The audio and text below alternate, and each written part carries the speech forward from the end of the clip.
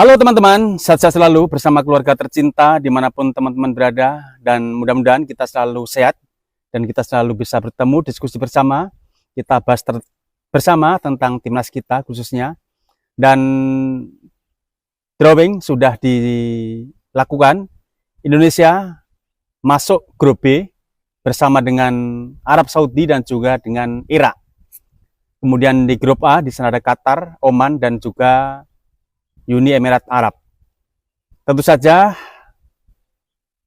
banyak daripada penggemar kita, pengamat kita, pakar-pakar kita yang menyampaikan bahwa ini adalah grup neraka. Namun menurut saya secara pribadi, walaupun itu dikatakan grup neraka, timnas kita tidak boleh takut. Namun timnas kita juga tidak boleh terlalu percaya diri. Walaupun kita sudah pernah mengalahkan Arab Saudi di kandang kita, kemudian kita seri di kandang Arab Saudi, namun kita tidak boleh terlalu percaya diri saat kita menghadapi Arab Saudi.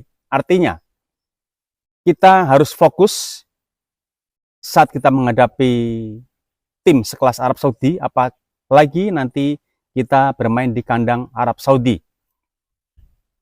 Kita tidak boleh melakukan kecerobohan-kecerobohan yang tidak perlu. Kita harus selalu memberikan kepercayaan diri bagi setiap pemain, namun tidak boleh terlalu berlebihan.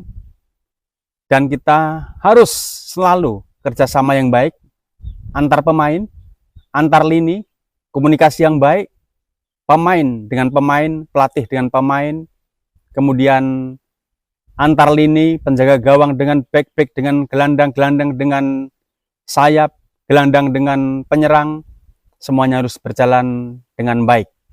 Dan yang terpenting adalah, seperti yang saya katakan tadi, kita tidak boleh melakukan kecerobohan-kecerobohan yang tidak perlu sekecil apapun, apalagi jika di area kotak penalti. Ini yang kita bahas adalah kita berhadapan dengan Arab Saudi. Kemudian dengan Irak, banyak juga yang mengatakan bahwa kita menghindari daripada timnas Irak. Dan sekarang sudah terjadi bahwa timnas kita harus ketemu dengan timnas Irak. Kemudian apa yang kita takutkan dengan Irak? Memang di pertemuan pertama di kandang Irak di kualifikasi ini kita kalah dengan skor telak, yaitu 1-5. Namun di kandang GBK kita hanya kebobolan 2 gol. Kenapa saya katakan hanya? Karena di sana banyak insiden. Gol pertama adalah penalti, yang mana Ratnan Oratemangun saat itu menyentuh bola, atau bola kena tangan Oratemangun yang keadaan aktif. Yang kedua adalah kecerobohan atau blunder daripada Hernando Ari, di mana bola dari Asnawi dikembalikan kepada penjaga gawang atau dioper kepada penjaga gawang. Namun Hernando Ari di sana justru tidak cepat membuang bola atau menendang bola. Namun Hernando justru malah mengontrol, padahal di depan ada 2 pemain. Kemudian kedua pemain tersebut langsung mengepung daripada Hernando, dan Hernando sepertinya gugup saat itu, tidak cepat membuang bola ke belakang atau ke samping. Akhirnya bola bisa direbut oleh pemain-pemain Irak, dan akhirnya terjadilah gol kedua. Dan timnas kita juga memberikan perlawanan. Bagaimana Rafael Strike waktu itu menerobos ke kotak penalti, seandainya saat itu dioperkan ke Sen Patinama, saya yakin 90% gol akan tercipta. Kemudian 10%-nya tentu saja error, jika mungkin tendangannya melenceng dan sebagainya.